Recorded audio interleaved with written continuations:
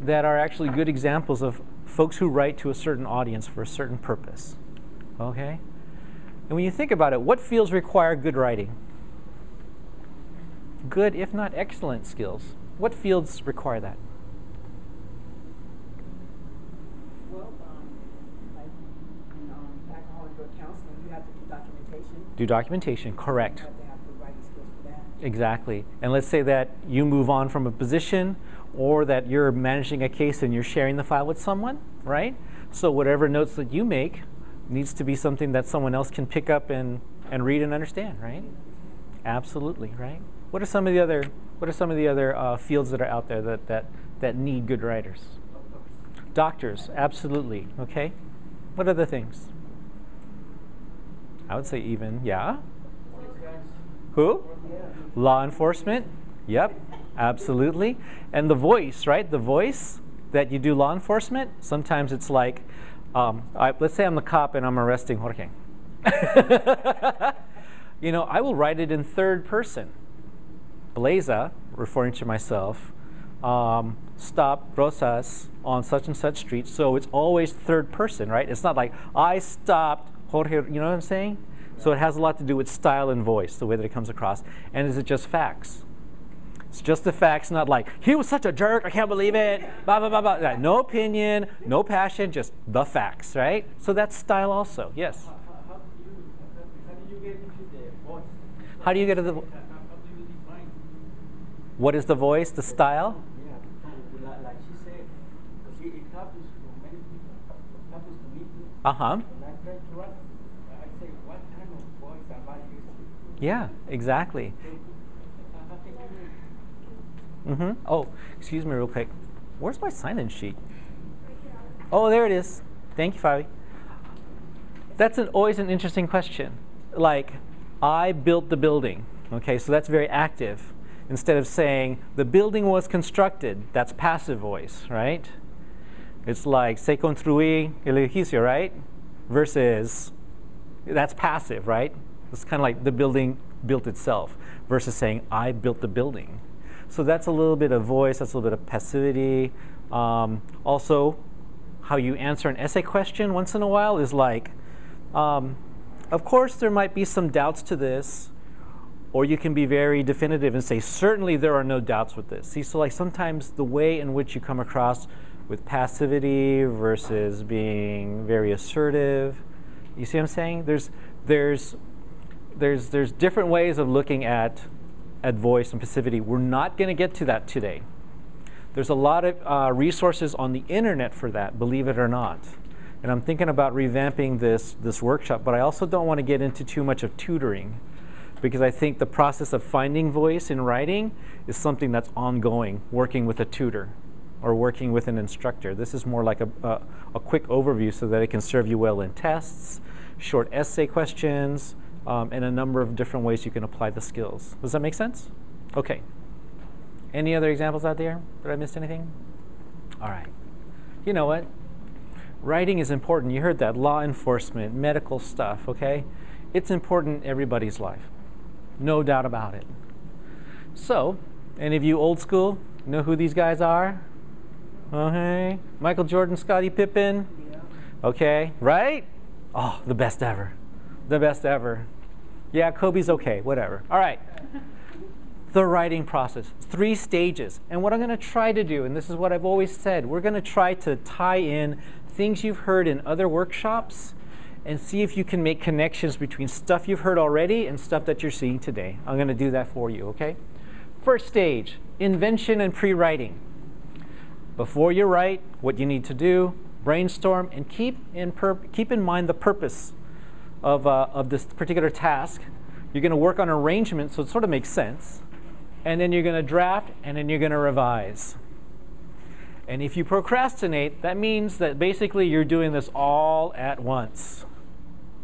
This is where folks who procrastinate kind of get themselves running out of time, and there's no time for revision. You could probably be an awesome writer, even more awesome than you already are, if you gave yourself time for revision. Okay? Not to say you don't, but the more feedback you get, the more time you get, the power is in the rewrite. Okay? And keep in mind that sometimes these stages are going to, overlap on one another. That's okay. That's not a problem. So stage 1, invention and pre-writing. When you decide what you will be writing about and have gathered information, okay, this stuff is going to help you support or explain what you want to say.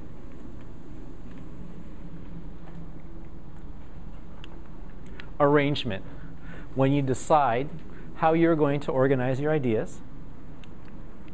Drafting and revision. When you write your essay, you're going to go through several drafts. As you refine ideas, style, and structure. That might be the time when your instructor kind of says, you know what, this sounds a little passive. I need you to be more, tell me what you think. Because sometimes that's what instructors are going to ask for. So then that's a little bit about style. What are the ideas? What's the structure that you're going to do that with? That's where this is really important. When you give yourself a lot of time for draft and revision work, that's when some of these things get stronger and stronger. Make sense? Yeah? So stage 1, before you write, vitally important. I can't stress to you enough. Do you recall from the lecture note workshop I did that there were words that you wanted to listen to help you pick lectures that were flying at you verbally? If you heard a certain word, you're like, oh, that's an instant tip-off for me to take a note, right?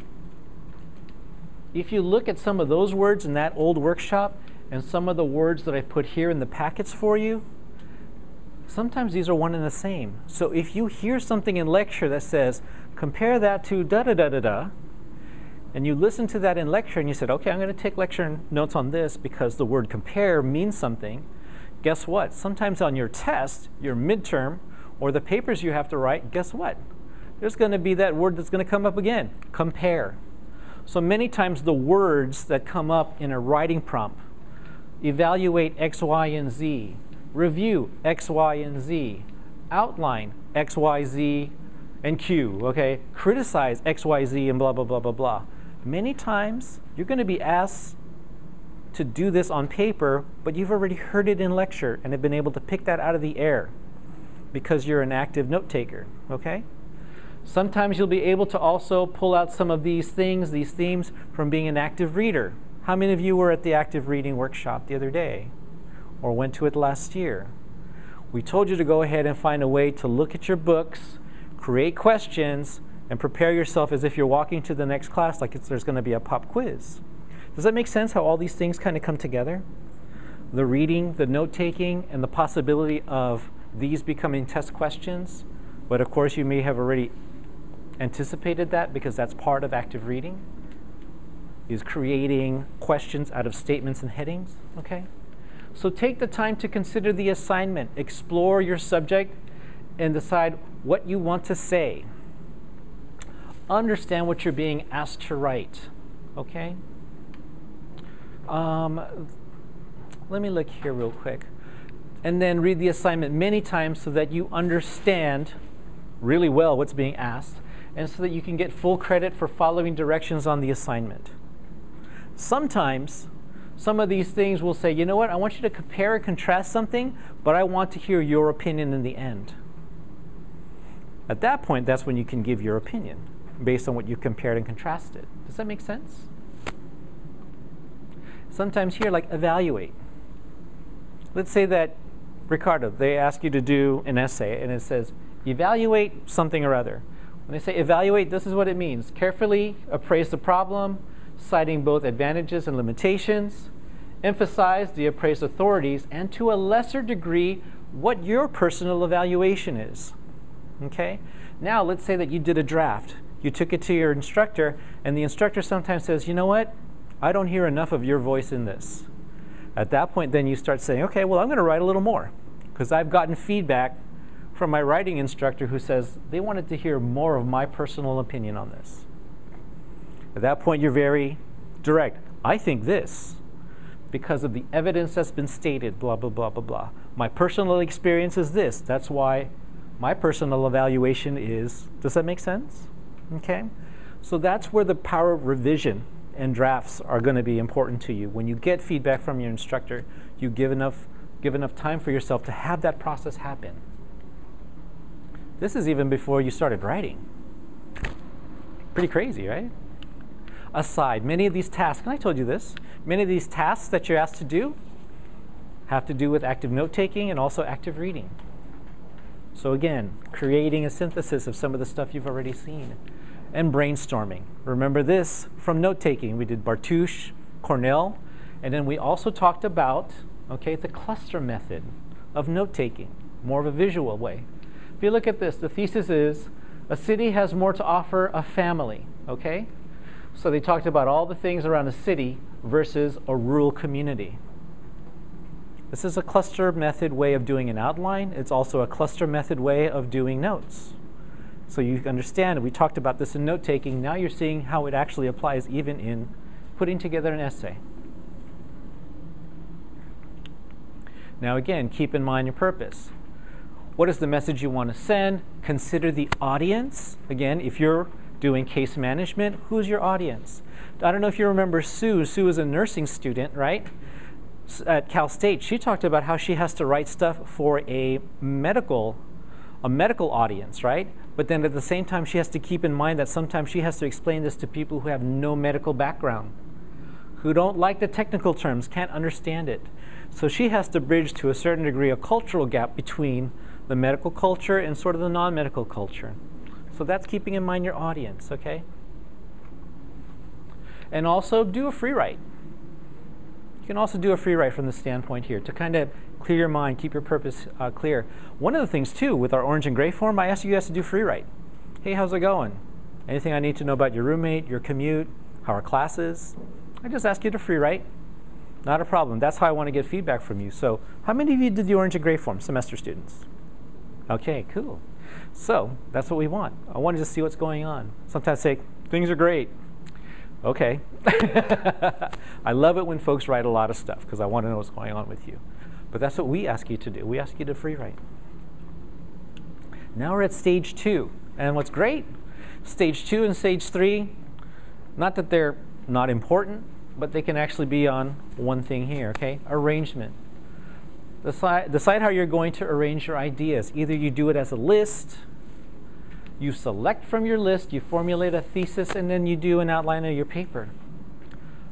My wife right now is trying to do her dissertation at USC, and you know what? She has to list tons and tons of stuff and select from a list and formulate a thesis. Because in the end, she's going to end up writing a book that's going to contribute to the body of knowledge in her particular education field. Now, when you're in the PhD level, of course, what ends up happening is you're listing all this stuff and you're selecting from a list. Even your thesis advisor, your dissertation advisor, is going to want to make sure that you've read everything, even though everything you've read is not necessarily going to have anything to do with a highly focused study. They just want to make sure that you know everything, that you have a really big, crazy list, and that you can select from your list, formulate a thesis, and begin to outline your paper. This stuff doesn't change. This is almost like high school all the way up to the doctoral level. These things remain the same. How you wrote your essay for Pathways, a lot of the same thing. Many of you could tell incredibly compelling stories. In the end, you had to be within 1,000 words, formulate a thesis, do an outline for your paper. It's like same thing, different day, right? Drafting and revision.